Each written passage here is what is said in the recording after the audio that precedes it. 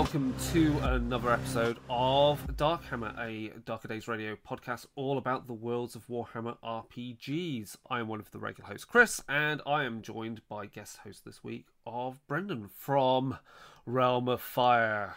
How you doing, Brendan? Doing great, man. Super cool to be here. I'm stoked, dude. It's been a while.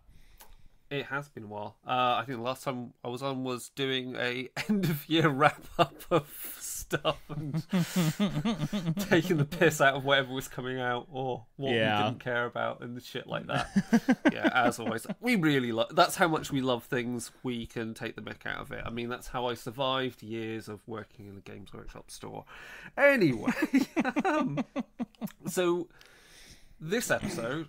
I've literally got the title here of Drukhari, Clive Barker Elves, because we're going to talk about Drukhari, because Brendan, you went, I want to talk about Drukhari in Wrath and Glory, and why you're mostly waiting for the faction book to make playable Drukhari, and what that would mean for gameplay, because there's a lot of stuff you would basically be like, how do I do this without traumatizing my players at the same time? Well, I mean, yeah, that would be that'd be a big concern. I think it might be kind of tall order to just go to your normal GW friends and say, "Hey, let's play this as a role-playing game." I think that it probably wouldn't be a lot of buy-in from that crowd, but I think if you went to like your Vampire the Masquerade friends and you were like, oh, let's do this, only it's like in space and it's bondage elves, I think you might get a few people. I'm sure you get plenty of people who play Cult that would find it enjoyable as well. Sure, yeah.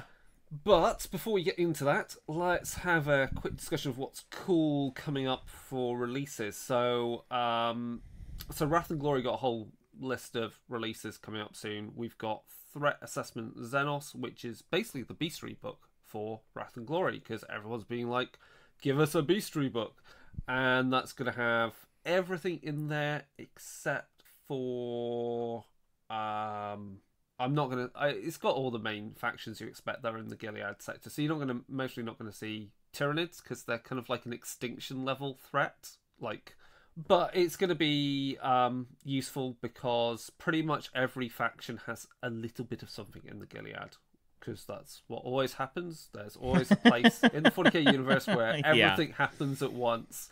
There's also going to be an Eldari faction book with more options for playable Eldari, which is great. That's really exciting.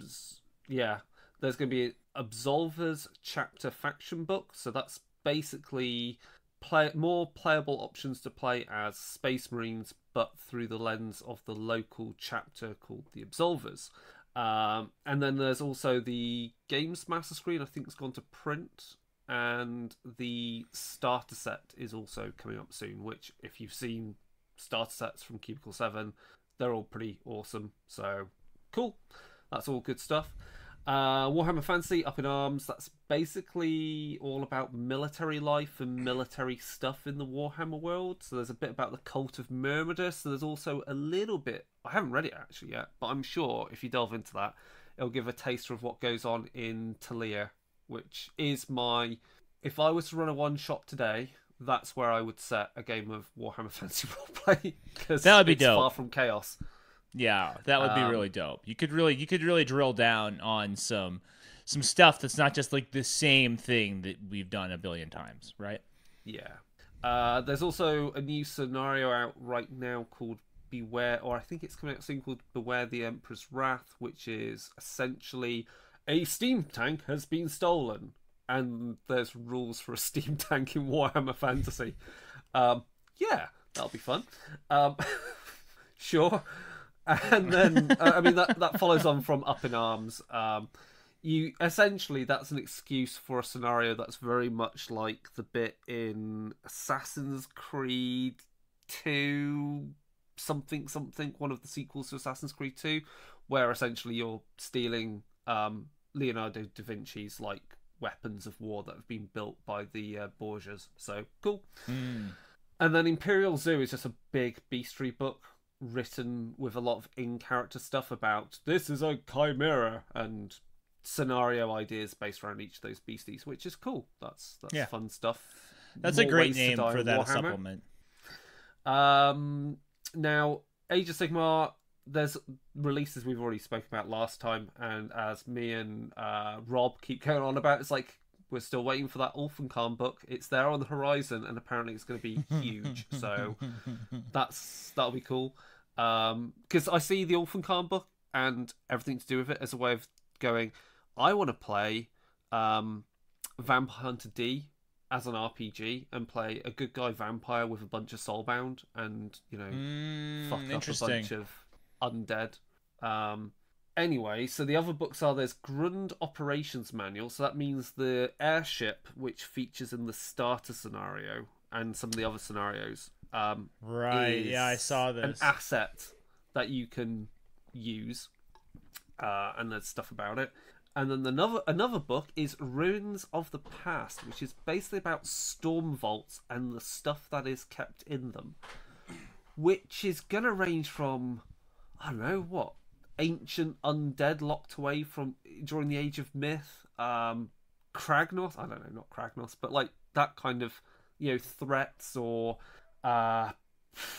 sentient spells. I don't know, there could be anything and everything in that. And also I think that what's interesting about that is, depending upon what Games Workshop allows Cubicle 7 to write, it might reveal a bit more information about like the ancient cultures of certain parts of the mortal realms that were there before the coming of chaos. So that would be cool. Yeah, that would definitely be cool. What's the one thing you want in, well, which book are you most excited for, or what's, you know, you've liked so far recently, RPG that we can see coming up? This Eldari book for Wrath and Glory, that's going to be dope. That's going to be dope because I like the idea of taking the game and just putting it in a different direction than just, you know, doing Imperium stuff. I'm always interested in the non-Imperium game. So I'm excited that they're getting to that sooner rather than later, for sure. I mean, you could put good money on it that, given it's a player-facing book, it will have options for all the stuff we've seen in, like, with the Corsairs in the recent Nachman. Yeah, good point. So that would be awesome. Actually, that's why there we go. That's what you want to run, is a full player team of Corsairs who come from various parts of Eldari society. Someone's a previous Aspect Warrior, someone's a previous Drukhari torturer, someone else is a fucking Harlequin, and they're all just now pirates. Pretty much the A-team, with someone chomping on a cigar. Are Harlequins allowed to quit? Are Harlequins allowed to pursue other paths? Because I know that the other craft worlds, the Drukharis and stuff, that they come and they go. But like, what's up with the Harlequins? Do we really know? Like, or is it one of those things like when you become a Harlequin, you're just always gonna be a Harlequin? There is in the text about Harlequins in the Nachman book. It does mention that some come from the path of the Harlequin. Oh, so interesting. But the fun thing about this book, and ties in with this episode, and so pretty much everything that we say today may well become maybe completely either right or wrong. I have no idea. And I'm saying that as a freelance for Cubicle 7, I have no idea. And I wouldn't say anyway, so I have no idea. We will have rules for Craftworld, Corsairs, Harlequins, and Drukhari as playable factions. So have archetypes for all of those. That's insane. Yeah, that's exciting. Harlequins. That's like a whole new game. That's just like that's almost like a spin-off game. Does it lift the page count on that? No, I bet it's freaking huge. I bet it's freaking huge. There's also some stuff about the various groups in the Gilead. So there's a shattered craft world that's near the Gilead system called Ulkari. There's a Emerald Princess Fenrienweir, who is the princess of the, I think they're called the Green Steel Corsairs. So yeah, there's gonna be shitloads for that. Cool. That's yeah. There's also a book coming out called Pilgrims of the Wastes, which is an adventure that uses Church of Steel, so it's basically vehicles doing fun stuff. Tools of the Psyker and Nemesis Wretches of the Writ, which is... What's that? That's new. I haven't seen that one before. Oh, they're a coven of heretics, so it's a scenario about rooting out some heretics. Yeah, as always. Anyway, GW releases. Nethermaze, that looks pretty cool. Oh, so exciting. Yeah. Oh, wow. I'm a big Clanation guy, and those models, they did it again. They did it again with the... I've not played Underworlds yet, so I'm excited just because it's 4 more... what are they called? K-Knight Shadowstalkers? Yeah. Yeah. And they'll bring out specific rules for them for Warcry, because they did with all the other warbands from Underworlds. But yeah, it looks pretty cool. Yeah. We'll see. There's meant to be some new stuff in Underworlds, new rules, something. I don't play Underworlds. I could really care less about like the rules or the board or any of that stuff. I mean, people like it, that's fine, but I want those models. I will own those models. I'm pre-ordering that whole thing. Maybe I'll actually play Underworlds this time, because I own like 8 warbands. Yeah, right. Never played it. Just like the models. Same. I've got like a few warbands just for Warcry. Then we've got Necromunda Ash Wastes, which looks freaking nuts. And, you know, when the box was revealed, I was like, okay, I can see where you're going. The terrain's pretty cool. The buggies are pretty cool, but they're fucking... Orlocks, so I don't really care. The mutant fleas, that's interesting. I get total Gorka Morka vibes of the Mutie gang from them. But then we got the, what's it called? The land train thingy mabob truck huge thing, and I freaking love it. Yeah, it's exciting. What we're seeing kind of points us in the direction of a really different rule set than what we're used to, right? I'm hoping that this is kind of a 28 millimeter Gaslands sort of thing, where we're gonna have to be worried about like speed and turning and stuff like that. I'm hoping. We'll see. There's a whole rule book that's gonna come with it. Very exciting from Necromunda. Yeah, because I mean, the fact that the change from classic Necromunda to current, which I prefer with the turn system, I think the turn system as it stands will benefit vehicle combat because of the way you can better... I think you can better replicate chases, like tailing someone. Whereas like when it was like, I go, you go, and you move all your stuff, and then I move all my stuff, nah, it didn't really work. I mean, Gorka Morka was fun, but I think Gorka Morka retrofitted off a new rule set using this will be awesome. And there's no reason they can't do orcs, because there are orcs on Necromunda, so... This is true. I'm just saying. Saying. No, I think there's endless possibilities, and the fact that Games Workshop has been willing to embrace some of those endless possibilities within the context of Necromunda is very exciting. Very exciting. And, of course, you know, I like to say a lot of mean things about GW, but I'm still very excited. I'm gonna have to get the Gene Stealer Cult vehicles just to use for it. So the bikers and the Ridge Runner, because that'll look cool. And then Horus Heresy. I mean, clearly they're gonna do some new box game with updated rules because they've done brand new plastic beakies, like classic beakies.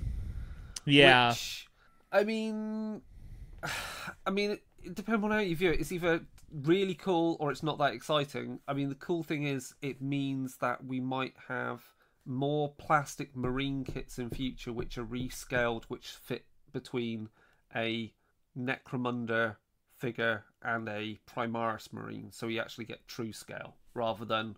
I'm sick of marines being the same size as they were in second ed 40k now, because it just looks ridiculous. Yeah. I mean, I see what you're saying. The issues of proportionality and stuff. I think from an industry perspective, the direction that they're going with Horus Heresy, it looks kind of like it's very predictable. It's like, oh, everything's gonna be plastic and everything's gonna be more Baroque and kind of extra. But will the current Horus Heresy community embrace that when really that game has a very kind of brutalist look to it? And then if they don't, like, how much is Games Workshop betting on Horus Heresy 2 essentially drawing in a new community? And are they just cannibalizing the 40K community? I don't know. It's very weird. By making a game that doesn't necessarily appeal to the people who have made Horus Heresy what it is over the past 10 years, I think that they are going in a very... I don't know. It's an interesting direction. We'll see what happens. I still have my Horus Heresy stuff, so we'll see what happens. Yeah. Cool. Okay. Well, that's all the release stuff. That's what's going on with that. So, quickly, before we get into the main segment... Hobby-wise, what's been going on? Brendan, what have you been up to hobby-wise, gaming-wise? Well, I'm one of these guys. I got the Middle-earth hobby bingo at the beginning of the year, and I was like, I took it real seriously. I took on the Middle-earth hobby bingo real seriously. So the other week, I ordered an Azog off of the Games Workshop web store, and there's a square on Middle-earth hobby bingo that's like, assemble and paint a model within 48 hours of receiving it. And so by having Games Workshop send it to you, you're adding an extra layer of spice because you just never know when they're going to send it. Will they send it tomorrow? Will they send it in 3 months? I don't know when Azog is going to arrive. He came pretty quick, and so I just this last weekend assembled and painted Azog for my Azog's Hunters Middle-earth strategy battle game force. He doesn't look the best. I mean, I can, I will go back and probably touch him up a little bit later, but that's what I've been up to. And I'm happy. That puts my Azog's Hunters up to 750 just by dropping him in. And I'm stoked, man. I'm stoked. I love Middle-earth. What can I say? How about you? What are you up to? Cool. I am, well, today I think has meant that I've broken the back on any freelance writing I've been doing. And having, started a job in the new job like just before Christmas, so not really been in the feel like I've had time for doing any hobby, but I am going to dedicate some time tomorrow to putting together all of the terrain out of Kill Team Nutmund, because I've got a whole bunch of other terrain from Imperium magazine, which is, the crates and all that stuff. So I can finally, I think it will end up meaning that I've increased my Necromunda terrain collection by a third, because I've now got big crates, scatter terrain, huge vats. I've now got 4 of those sodding vats that come in, the refinery vats. So I love those vats. I'm a big fan of those vats. What can I say? I just want all of that together, and then finally play a game of Necromunda soon, which involves a lot of dense terrain and big space-filling, boxy stuff, so that it feels really claustrophobic. So that's the plan, and then... That's always the plan, right? That's the plan, and then after that I will put together... No, I've got a few little bits that I need to finish off painting. There's the base of my amble that needs to be painted up. There's a few little bits of scatter from Red Harvest to finish, but that's just because they're duplicates of what I've already had from other Warcry terrain. And then finally paint those Corsairs, because I need to work out quite what the paint scheme is for the Corsairs. Hell yeah, dude. Those Corsairs, that's one of the best things. That's really on some of the best thing that came out of the Eldari Codex. Say what you will about the train wreck that is currently occurring around the Eldari Codex, but those Corsairs are mint. I'm so stoked that they are out. Yeah, they're pretty cool. I mean, looking at the Kill Team rules, I can see why it's going to be fun to play that. And again, it's kind of like this thing of where the smaller games are a bit more exciting than playing full-blown 40k. Again, I've not played new 40k yet due to COVID and lockdown and so forth, so we'll see. You haven't played a game of Ninth yet? No. No. Oh boy, I'm sorry, man. I feel like you missed it. Just wait till 10th. It's a fucking nightmare right now. It's a nightmare. I mean, I don't know. Maybe if you just play with your chums and everybody's cool, it might be okay. But holy crap, did they 7th E, 9th E. Like, I have no idea what 90% of armies do because the internal functionality of each codex is so intricate. It's nuts, man. That's my the thing which is really hard looking at it. It's going like, oh, there's this, and there's all these command points, and it's just like, oh god, like Dude. I kind of keep it in my head for Age of Sigmar just about, but Sure. Age of Sigmar is better. Age of Sigmar, they really kept a handle on that, and at least at this point in the development cycle, it hasn't gone completely nuts. But like, I don't know how Thousand Suns generate warp points or whatever, or what they can use them on, much less like what Tyrannid bug impulses there are, or Mechanicus construct abilities. I don't even know what this stuff is, you know? Exactly. It's you need to know almost it's that thing of you need to know almost every codex in order to play the game, which is this was actually a topic that came up because I have the Vampire the Masquerade non-collectible card game, which is based off Eternal Struggle, and I try to get my Rivals. Is that the new one? Rivals. And the thing is, the reason why she didn't like that is because in order to play it, you need to know the core mechanics of the game, but then every card is its own unique thing, adding something else. So to play the game, you need to know what's in your hand and need to know what's in your opponent's, what your opponent's played. So there's all these lots of little rules interacting and superseding the core mechanics, which is a lot to keep in your head. Whereas if you're playing a game where it's all pretty much I don't want to say homogenous, but everything builds off itself in a neat manner, then you know what you're doing, which is where we get into game design theory and why, for real, certain games, if two spells look the same, even though they're from two different factions, then those spells should have the same name and they use the same rules and have the same text verbatim, because then everyone knows what it's doing. Right. But that's about game design and trying to be efficient. But that's me because I'm a programmer. It's like, why would I write a function that does exactly the same as that function and yet write it slightly differently? Why, when I could just literally reuse it verbatim? Right. Yeah, efficiency. Anyway, I mean, enough. Yeah. No, carry on. You've got one last. You have the last point on that. When it just comes to just people who want to play Warhammer as like a relaxing pastime with their friends, you go out and you play against Tyrannids, and you're like, oh, some weird ability that got me. Like, but now I know about it. Maybe the next time I play, I'll be able to get around that. But what if you don't play that dude for a month or 3 months, or maybe this is the only time you get to play a game against them this year? Like, the way that the game only rewards the hardest of the hardcore is it's frustrating. It's a frustrating artifice to interact with. Anyway, so on to Drukhari.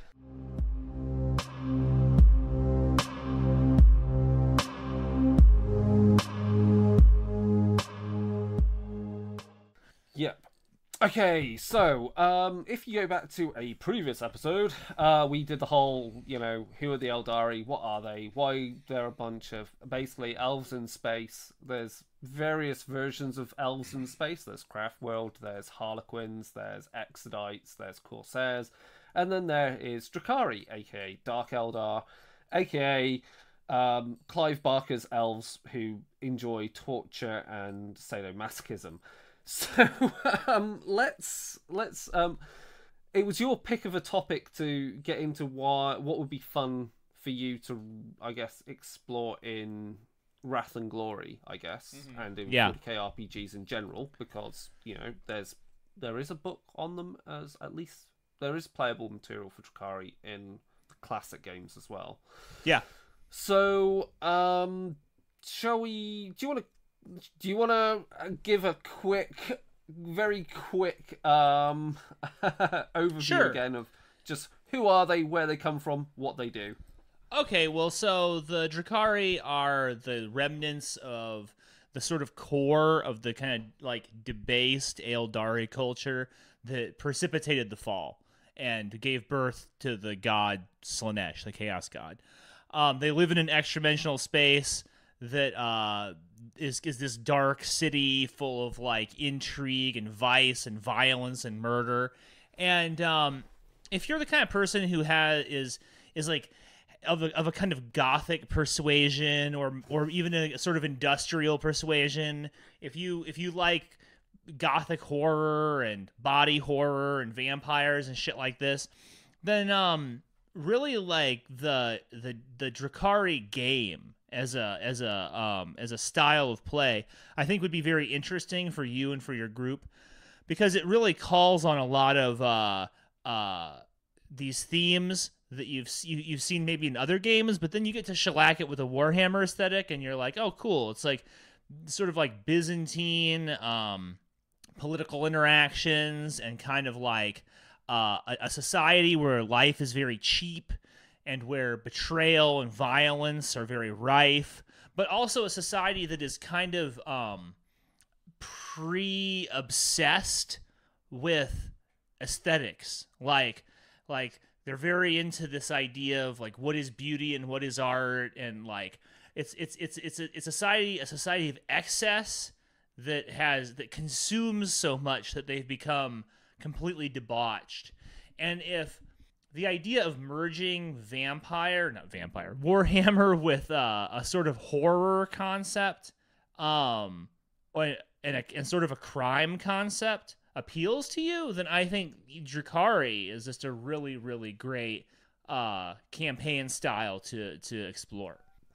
Yeah, there's a lot that you can do with that. I mean, the whole you're basically playing a race. You're playing a character from a race which is constantly dying. Like they are undergoing a soul death every day, every hour, and they're doing anything and everything in their power to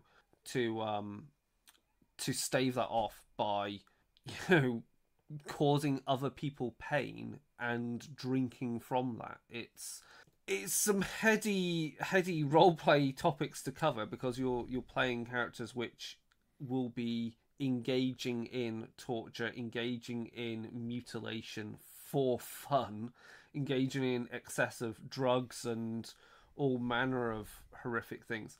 But I think, and this is where we can make comparisons to other roleplay games, I think while that is the baseline, that means you could actually play a game of where all the players are Drukhari quite happily without it becoming torture porn, if that makes sense. Because right, you don't have to. You don't. If that's the norm, and everyone goes, we know when they're not engaged in plot, in what is interesting, the drama of the game, then sure, Bob the Dark Eldar is off in the arenas, gambling, watching people rend apart Imperial psychics who've been captured for fun, and then the next day is off in some drug den, engaging in some strange, obscene fun. And then the next day is doing a raid, is participating with the cabal that he's part of on a raid, which is going to replenish the stocks of his favourite arena and so forth. Like, we get that. We know that's there, which means you don't have to focus upon that, and you can focus upon the things that are interesting. It's much in the same way that the roleplay game Unhallowed Metropolis, which is a zombie horror game, the zombies are the canvas upon which the interesting things occur, which is the political intrigue or the very weird, strange things that happen while a zombie apocalypse is happening. So yeah, I think that's how I would approach a Drukhari game: is establish the baseline very early with your players, and then go, but we're not going to have to go every session. You go off and murder, right, XYZ and do stuff. It shouldn't. A Drukhari game shouldn't be like a big bunch of kind of like edgelordy descriptions of torture and violence. I think that when that campaign really starts to coalesce, it's a very like paranoid environment. It's an environment that has a lot of pressure. The characters should feel constant pressure always, because they just never know like who's coming for them or why, or the way that the lord that you serve, right, could just make some kind of whim make a decision that just costs you your life, and you're just completely fucked. And that idea that your society is constantly just living on this bleeding edge of intensity, that should be, on some level, I think, the general thrust of the game. You know what I'm saying? Yeah, because I guess because obviously the Drukhari society is very much essentially is a meritocracy of pain. It's who can be the bigger bastard, and that's how you get to the top. But as with all things, if you gain power, you have to demonstrate that power in order to maintain it from those who would easily go, oh, if you're not showing how much of a badass you are, then we'll swoop in and take your position because clearly you're weak by not displaying your prowess and your influence. Right. So in that respect, it is a vampire game in the sense of it's the politics of power. Yeah, it's the Drukhari society is a place that no one would want to live. Like everybody who would say, "Oh, I'd do so well there because I'd be so ruthless. I'd be such a hard man or whatever." It's like, it's an intensely vertical society, and because it's so vertical, like you could just like drops go far. You know, if you're working your way up the ladder, and then one day you're just like a Mortal Kombat finishing move where you're just splattering on the ground. And yeah, I think that the way that sometimes these characters like assuage themselves is that they do believe that they're in some kind of meritocracy, that they somehow deserve to be who they are. But like that in and of itself is like horrifying. You know, the kind of mental gymnastics that these characters do to justify their own existence in a certain way, you know? Yeah.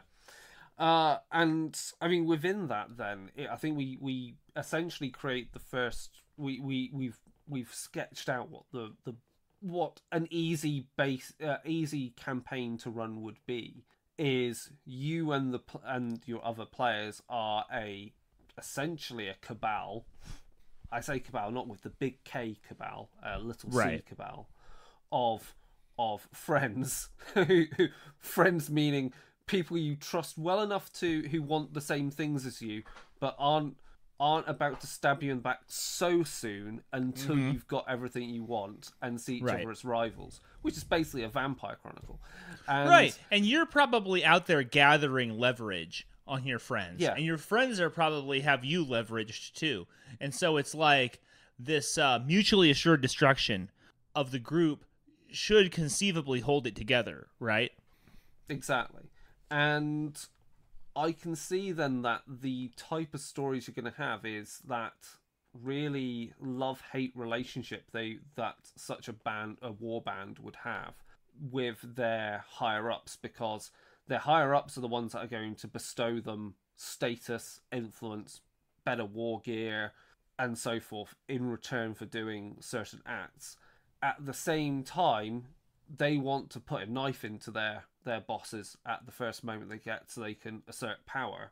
And at the same time, a canny Archon or whoever is up top, or a succubus, is going to recognise who out of their underlings have the most potential and have to manage that by going, they're great, I want to keep them and they're going to send them off to kill my enemies.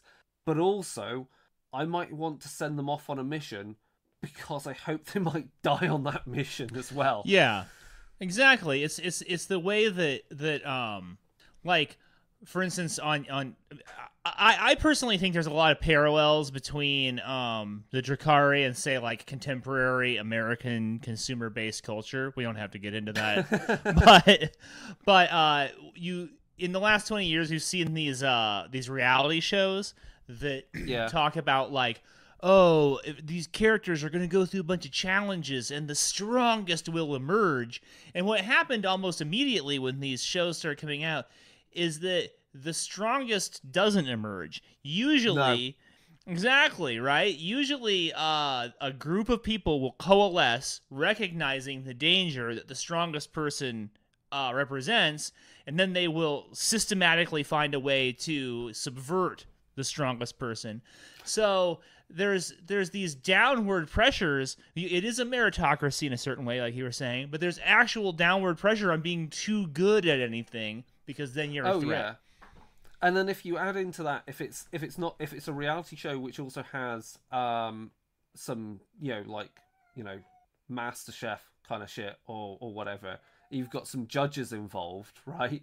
Mm-hmm. If it's not the Great British Bake Off where everyone's friends, it's all great, it's all lovely, it's all fine. Yes. But if it's something more shit, like there's a show we watch over in the UK which is like it's called Interior Design Masters, okay, right? And it's people that want to be interior designers. But you notice in that you'll immediately know one person is a fucking shithouse, and yet they stay pretty much towards the last few episodes, right? Not because they're good, not because they're necessarily bad, but because they're the most entertaining. And you can see in the same way, like an Archon or some succubus or someone that's in charge of a gladiatorial arena in the Drukhari hellhole of Kamara is going to go, they're not really great, they're a cocksucker, and they're not really good either, but I'm going to keep them because they're the most entertaining. And ultimately, entertainment, pain and pleasure entertainment, is what drives Drukhari's society by feeding their soul debt to Slanesh. So it's the sort of objectification of the individual, which, like, what is a person's use to me, and then what is the most cynical way that usefulness can be interpreted. And you have an entire campaign setting that's based on that. And every time you interact with an NPC, you're going to be making these exchanges, these power exchanges, based on, like, well, what is it that they want, and what is it that you need, and how does it look, all this stuff. So it has the potential to be incredibly complex, incredibly. And I think story-wise, you can do quite a lot of interesting things because you can, I think, and this is, as we said with Wrath and Glory, the structure of it is that you're not always playing Super Friends at all. So you could look at a single plot thread going on, like the politicking behind, say, the fall of an Archon, let's pick, right? You could look at different warbands, and the players played those different warbands who come from different cults. So one week, your players are like, you're a bunch of Kabbalite warriors who are going off on a raid, but they don't really understand how that raid interacts with the main plot of the fall of this Archon. And, shit happens on the raid, which is related to that Archon losing face and so forth. And then the next week, it's like, well, we'll move the action back to Kamara and back to the gladiatorial rings. And now you're the witches who are fighting, and yet something really bad happens in the arena. There's some politicking going on, and it becomes a bit Slay Industry, where a particular enemy is thrown into the arena to be hunted down, and you don't realize the reason you're hunting them down, is part of this grander plot. Yet if you don't hunt them down, obviously you're going to get murdered by something else. And then likewise, you can move the action to a homunculus cult doing something, and then you can finish up with a grand mishmash. Yeah, it has a kind of Game of Thrones sort of feel to it, right? Yeah. Where you can have characters that are actually displaced by geography and by caste and by kind of fixation, yet what they are doing is all interconnected because the way that the society itself is so interconnected based on these exchanges. Yeah. And then the other way you would run a campaign, I think, quite happily, is you could enjoy a mix of if you want to keep with the same group of characters, I think you could go for that kind of A-team kind of feel, where you've got you've got the Cabalite warrior, you've got the homunculus who's smoking on someone's finger. You've got you have an incubi. Yeah, B.A. Baracus is an incubi, and you have that, and I'm sure the new book will allow all of that nonsense. And you do one scenario is they get sent off and they're on a mission, Suicide Squad kind of style, on some world, and then the next time they're back in Camorra and it's more kind of gang warfare. They're dealing with some politics, and actually may have very little combat, and it's actually really just courtly intrigue, which is perfectly fine in this setting. Is with these guys is courtly intrigue. I mean, possibly the only death that has to occur is someone stabs someone important in the back at the right moment. Yeah, I read one of those books. They had this Path of the Dark Eldar series of books. Oh yeah. And the first, I don't know if you can get them now. They might be available on Black Library and download only. But they never did an audiobook version, and the physical ones are obscene. I wouldn't recommend trying to find the physical ones. But I'm really ruining the day I sold mine. But book 1 of 3 was just awesome. It was super awesome as it followed a group of characters that were kind of of different statuses and different kind of they all wanted different things in the city, and kind of what was going on with them. And the flavor in that book of what Drukhari society is really like, it just really spoke to me. It was such a cool book. Book 1, and then I started book 2, which was by a different author, and it was immediately crap, and I put it away. I was just looking at that, Path of the Dark Eldar, Omnibus Edition collected together, Path of the Dark Eldar trilogy. It says by Andy Chambers, but I guess only the first one's by Andy Chambers. Did he do the second one? I feel bad now. I loved the first one. It seems the series all by Andy Chambers, actually. Oh, I feel like such a dick. Maybe I should go back and retry it. But they have it. They have it on Black Library. I don't know. I was looking up just generally online, so I should really pick it up and delve into that one. So yeah, I think there's a lot of different things that can be played, or different styles of campaigns. That's for sure. Oh yeah. Yeah. Okay, so let's dive into a few other bits then. I think we've talked about really the type of campaigns and how you potentially structure it, and really the type of society you're dealing with. And I guess you could easily play, because I see running. You could run it you could run Wrath and Glory as a pure kind of Necromunda game where you're just a gang, and you could easily just get tons of mileage with that. But you're just in Camorra having fun until the next raid. Right. And there's a kind of cool twist where there's these guys on these flying skateboard things and jet bikes that swoop around up in these kind of cathedral-like skies, and then they interact with the scourges who fly around themselves. And so you could do a whole gang game just based on, like you were saying, very Necromunda feel, but with a very kind of almost gothic horror kind of skin on it. You know what I'm saying? It would feel very different, but it would have the same material in it fundamentally, right? Yeah. And I think the important thing with all of this then is that if you're going to engage in that kind of, no matter what campaign you engage in, oh, my cat's gone mental downstairs and having an argument with each other. But if you engage in these sorts, the definite thing is work out, it's the classic, lines and veils, work out what things happen on screen, what happens off screen.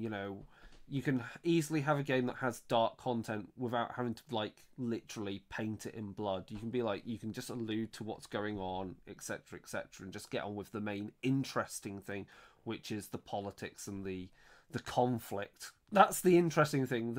We can all go watch the Saw series and be bored to death by the 7th fucking film, and then watch Spiral and be like, oh, it's more Saw.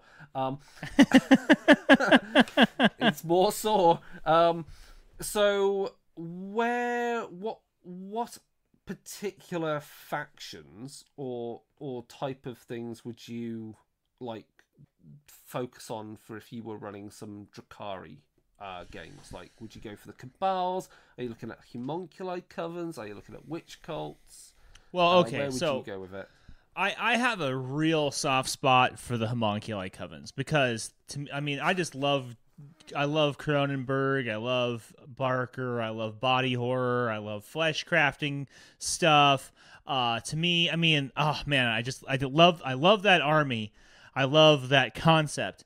But I think if I was gonna run a game, I would probably still stick to just the Cabals, in the sense that it would be the thing that the players I think would understand the most easily right away, which is just like, okay, you live in a big arcology essentially that's full of sort of debauched people, and you all wear black leather, and you guys don't really get along very well, but you kind of need to get certain things and sort of stay like one step ahead, right? But I think what would be very fun to interact with here is this idea that in order to stave off having their souls consumed by She Who Thirsts, Drukhari set up these kind of soul shunts where when they die, their soul doesn't go into the void. It gets shunted into a cloned body that a homunculus coven has made for them, and is like somewhere in the bowels of the city. There's a vat with your body in it, and if you ever die, then you just appear. You just wake up inside your cloned body. Now, this is like obscenely expensive, and not everybody can afford it. So on some level, there's this aspect of like getting into debt with the homunculi covens to keep yourself alive. And I would love to do a push-pull campaign where the player characters keep getting more and more like into the homunculi. So a game of paranoia, because in paranoia, you know, you've got your clones. I hadn't thought of it that way, but yeah, like that.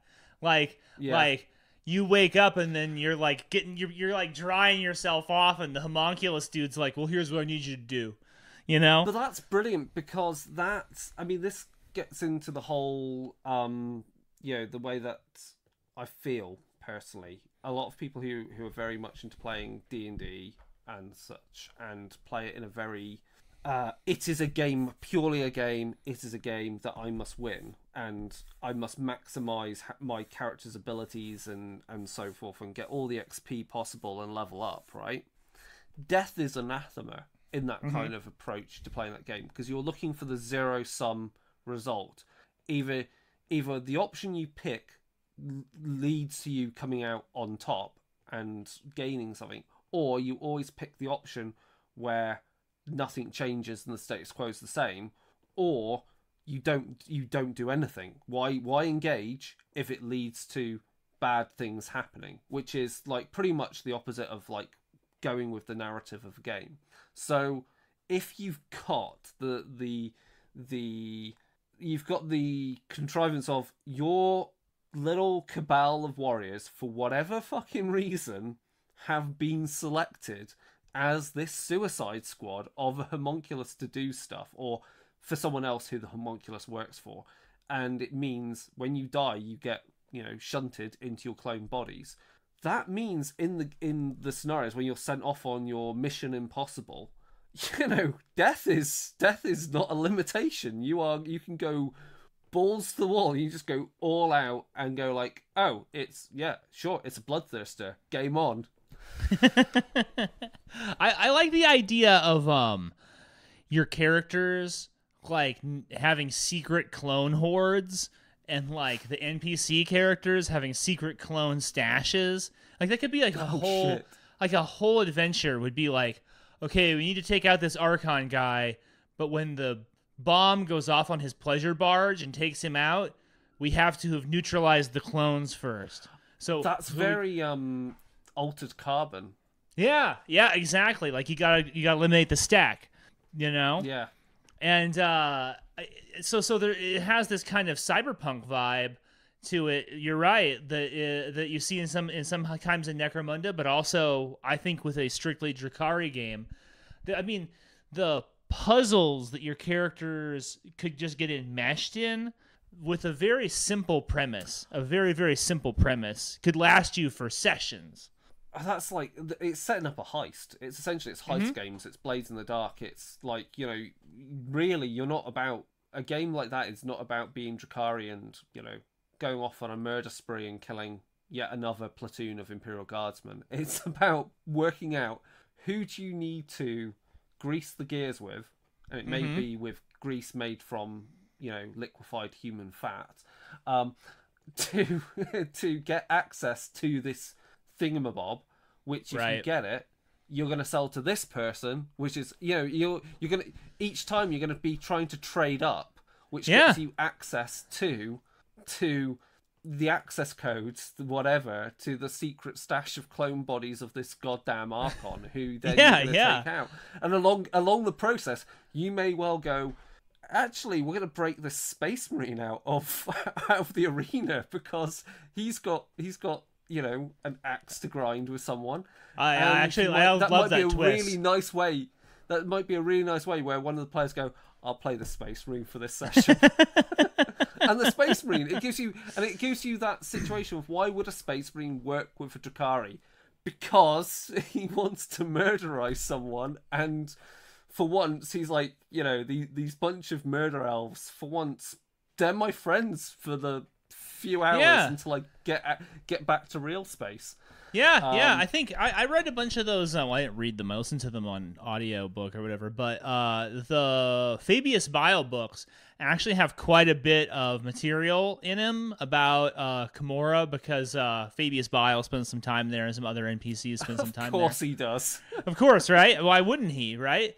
And this idea that, like, there's nothing that Drukhari does that doesn't have strings attached to it, and that can enmesh anybody, you know? So there might be a Space Marine who's like, I gotta get back to my chapter, my honor demands it, or whatever. And they're all like, well, we can help you with that. But first, we need you to do XYZ. You know what I'm saying? I mean, that I think that'd be really fun. I think that's a great fucking twist, to be honest. Even more funny if it's just an orc. An orc be like, well, you bring me up for why? We want you to murder someone. It's like, okay. You get one guy who's like, no, I want to play an orc. We're all playing dark elves. I want to play an orc. And you're like, okay, fine. Well, we can make it happen because Kimura, and this is something that we haven't really touched on, is it is a city that is brimming over with alien life. They don't have the same kind of xenophobic attitude that the Imperials do. So armies that don't show up at all in the Warhammer miniatures game have representatives in the city, because it's just all these races, all these weird races. So if you want to come up with some weird shit, if you've got some alien guys that you want to have in your game, and you're just dying to do that, then do it. You can, you know, it's great. There'll be Crew, there'll be Tau, there'll be obviously there'll be Space Wolves. I mean, what are they now called? Leagues of Voltan. Leagues of Voltan, yeah. Slith? Sorry. Slith, Slith are like, Slith are like top of my list to see as playable character in the Eldari book. Like, if they I hope we that. See that. Lamians, you know, those. There's cool stuff. There's cool, like, outside the box stuff. Sometimes people, when they role play, they're like, oh, I don't think everybody should be from the same starting race, because then everything, our portfolios are too similar. But it doesn't need to be that way. It doesn't have to be that way with an all Drukhari game. I think that there's plenty of statistical variance that you can work into the character sheets and make everybody feel like they get their own thing to do, you know? What's the one that we've actually had a miniature for again? Why can't I think of the name? Centaur dudes. Lizard. Oh, the Zotes. Zotes are back. Zotes are totally being Kimura, like trading God knows what. Dude, that would be so fun to do, like a whole adventure with the Zotes. Oh my god. Again, Zote is top of my list of playable character types I want in Wrath and Glory. And then on top of that, you're gonna have those rogue traders from the Imperium who are just like, fuck it, I've got a license to go anywhere, do anything, and screw you. So, they make Dark and Kamara. By whatever reason, they've made some deal with a cabal who are like, yeah, these dudes are cool. You can come with us. If you're going to walk around, you might get stabbed, but you're allowed to come in and at least, do stuff with us, and we won't stab you immediately. And there you go. There's your rogue trader and a bunch of scum from Necromunda who, by some reason, got off world, and they're like, now we're in somewhere that makes Necromunda look like a freaking, a freaking like holiday home on the coast of like the south of France. Yeah. I think because there was actually a book from the Fantasy Flight version of the game that did have a bunch of. At that point, they were Dark Eldar. It had a bunch of Dark Eldar material in it, and that book was for Rogue Trader, if I'm not mistaken. Yeah. It was an adventure where you're a rogue trader who goes into Kimura, and so I mean the possibilities of what you could do with just that. And this is why when people dog on the Wrath and Glory game, I'm always like, I don't know what you guys are talking about. Because we've already just brainstormed so many different like ongoing campaigns that I think could be really rich and immersive and have a lot of different levels and kind of flavors to them off of just the idea of Dark Eldar, Yeah. And the thing we really haven't delved into, you can get into like philosophical games of where, I mean, this was the thing you were talking about before we got on the show about the Dark Muses, who are like these Eldari, the Drukhari ancestors of the, who originated the pain cults and witch cults and so forth. You could, if you really wanted to go with how do you have a game about faith that involves the Drukhari, well, there you go. You have rival cults that are aligned to these Dark Muses, and it all becomes about the philosophy of pain and who's right and wrong. And you're pretty much there into like, the into like Hellraiser 2 kind of realm. Yeah. Pinhead versus Dr. Chenard. Yeah. But that would be super interesting because like the Dark Muses, if you go through the list of things they're about, like you've got the Lord of Poisons, Shaimesh, who is the treacherous brother of Sawen, the cosmic serpent, and then you've got Villeth, who is synonymous with immense arrogance, and what else? Also known as beast arrow hunters. So it's like razor wings and pilots, and you can just pick from those, and you could also I think the Dark Muses would be a great way of going, what ties together these different archetypes who are like a Kabbalite warrior and a witch and a homunculi. The thing that ties them together would be they are all part of a particular church, for want of a better word. In Vampire the Masquerade back in the day, there was a module that you could get that took place in the Dark Ages, and the module I think came out before the Dark Ages game did. And right.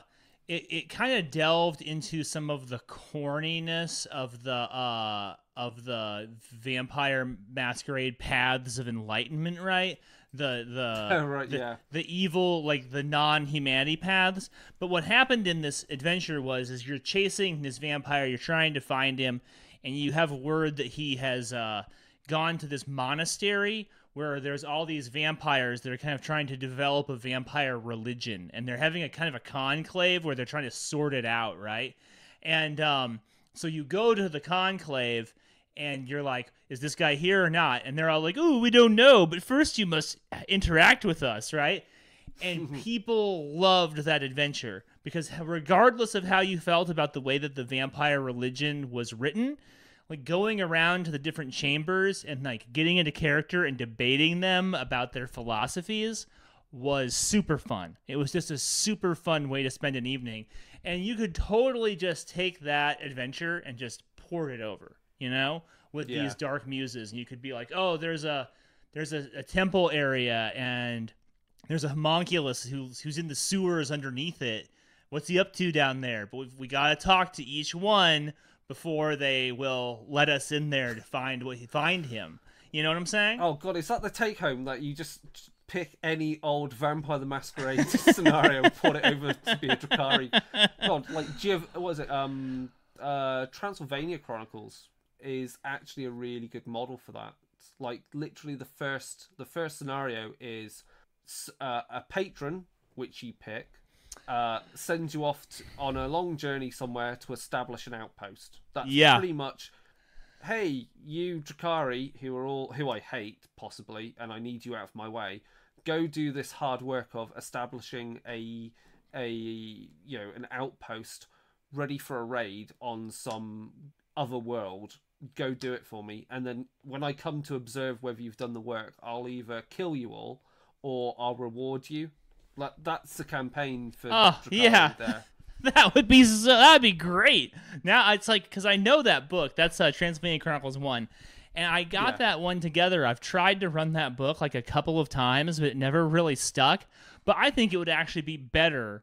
I think it would actually be more interesting. Maybe it's just because I'm kind of over vampire but at this point, but like, I think it'd be more interesting and fun to run it with the Drukhari and have it. You could have it be like a little node somewhere in the webway, because that's one of the things that's sort of interesting about Khemora is, while Khemora is itself a pocket realm, like a little kind of like a demi-plane, it's made up of just infinite little demi-planes that all kind of glue together, right? They're like little bubbles of material reality that are existing inside of the webway.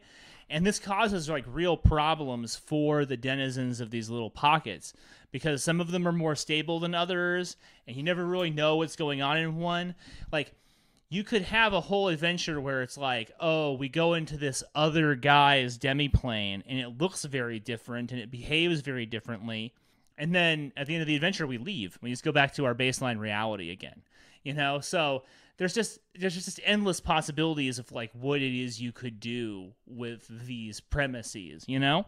Yeah, and the other thing which really, the other thing you can do with the fish out of water, well, not quite the fish out of water, but you can also have with the Drukhari, and it goes both ways. You could easily have a playable Drukhari group with a Corsair amongst their number, who kind of is that almost the voice of reason, which would be interesting, because they might have a background of being a craft world Eldar before they went outcast.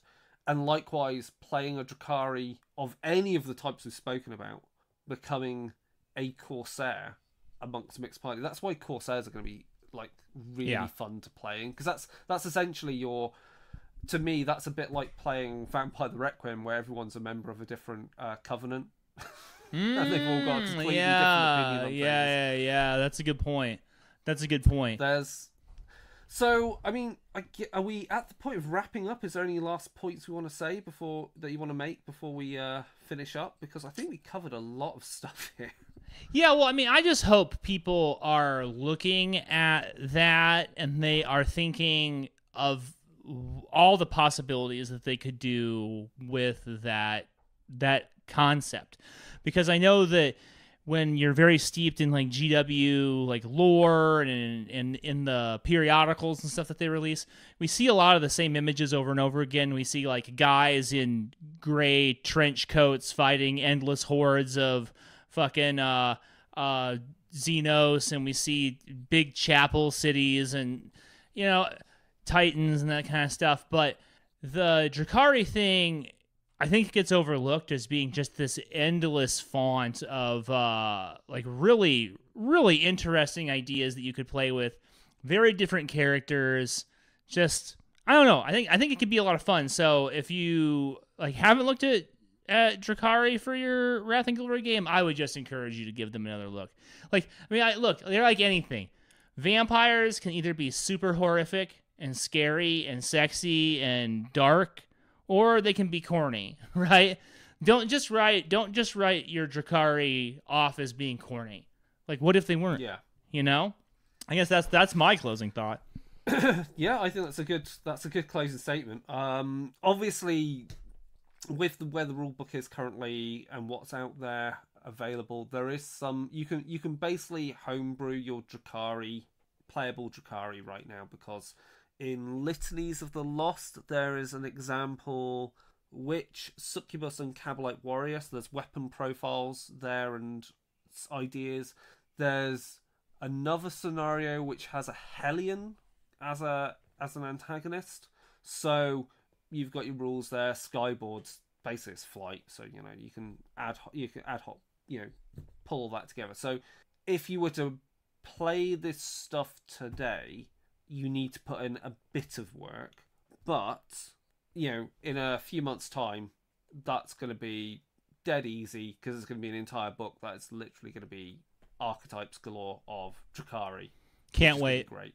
Can't wait. Yeah. Yeah. Well, I guess that's our next streamed one shot, or at least Oh, yeah. No, seriously. Yeah. Let me know, because I'd love to run that for you guys if you ever were interested. I think it definitely has to be.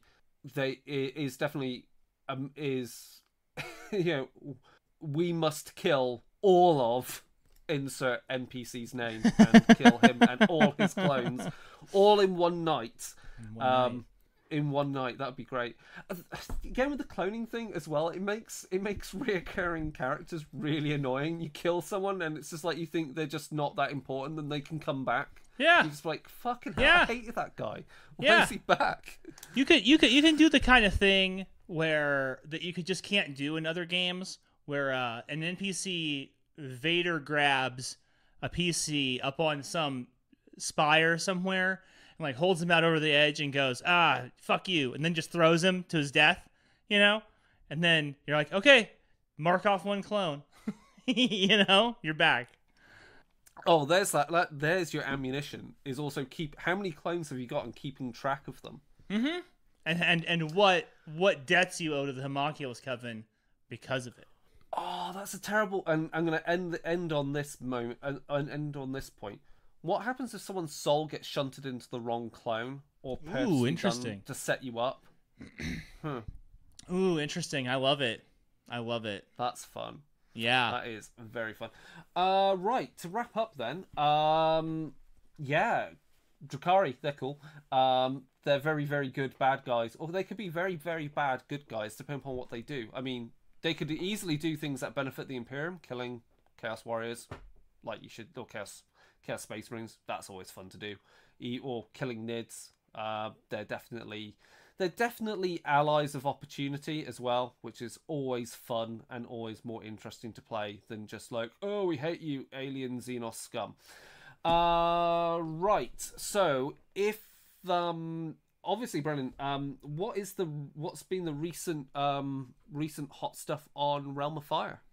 Right now, I guess Rob is super taken with the one-page rules Grimdark Future, and I'm talking about Middle Earth a lot, but that's our twice a month or every other week Games Workshop podcast, where we just kind of, it's just two friends talking about Games Workshop across the pond, and we get to do some kind of interesting UK versus America comparisons, because it's really fun doing the podcast with him, because I learn about the UK, and then I think he'll learn something about America, because I don't know that I can be trusted to speak about it in a level-headed way. What's the one from those conversations? What's the thing that that pops out and you just think, I wish we had that in our gaming communities in the US that the UK has? Bro. Let me tell you, for the last 5, 6, 7 years, I've been doing a lot of podcasts. I've made a lot of friends over in the UK. Specifically, a lot of the guys who are involved in Dungeon Punks, like shout out Mark Boardman, shout out Connor Boardman, shout out Paulo, Dave Ager, Nate Bean, shout out Rob, of course, my good friend Rob. Shout out to you, my friend. And I've really learned how you guys just game differently than we do. Like, the way that you approach Games Workshop games is fundamentally different than the way that we do it over here. And the more kind of like relaxed sort of mentality towards the rules and the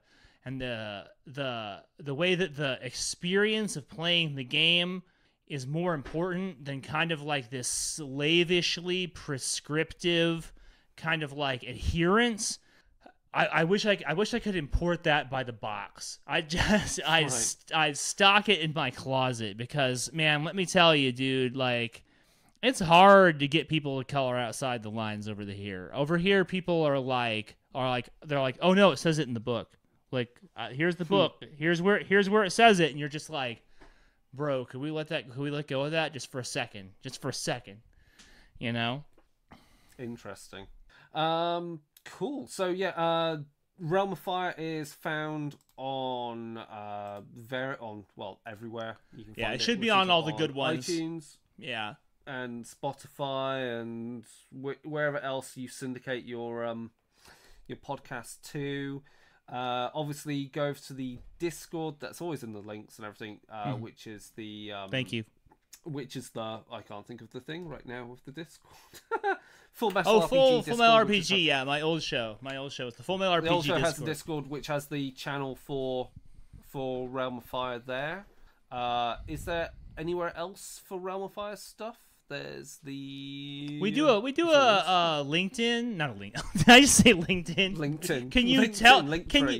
Can you tell that I'm looking for a job right now, dude? We do Instagram. We do an Instagram that has some underscores, I think, like realm_fire. So you can find it pretty easily. You can also follow me on Instagram. I'm Realm of Vomit, and I can send you wherever it is that you need to go. Yeah, cool. And obviously, interesting episodes are out recently on Dark Days Radio. You can listen to. At the time of recording, just out is our interview with Khaldun Kahil, talking about the Sabbat book for V5 and his Sabbat Player's Guide book that's on the Storyteller Vault. So that's all good stuff. Khaldun's a great guy, and I can't wait to listen to that app. Yeah, he's a great guy. Good interview. And then, obviously, anything else you can find at Darker Days Radio, Instagram and Twitter. Go over to the Discord, go over to Facebook, Darker Days Radio, and obviously on YouTube and Twitch when we get round to doing some streaming. I know we forgot because everyone's busy, life has got complicated, hence why we've not continued the Vampire the Masquerade campaign. We will be back with some sort of streamed gaming at some point, but... we'll see. It's just life is busy, and when you get paid work, you go where the money is.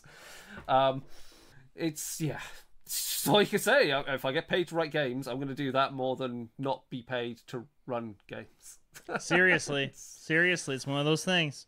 It is, unfortunately, but such is life in Tory Britain. Nice. Such is life where we're dealing with Gazgul Thracker's Macquarie in charge. That's the way I see it. So again, Brendan, thanks for coming on, talking about Drukhari. I'm sure we will find a topic you would like to discuss, mostly in Age of Sigmar, actually. That'll be a fun one. Hell yeah, man. That sounds great. What you want to talk about to do with Age of Sigmar roleplay? What faction place is fun? Because there's a lot. Age of Sigmar's insane. yeah. No, for real. Brilliant. Okay, so everyone listening, goodbye for now, and we'll be back soon. So, bye-bye.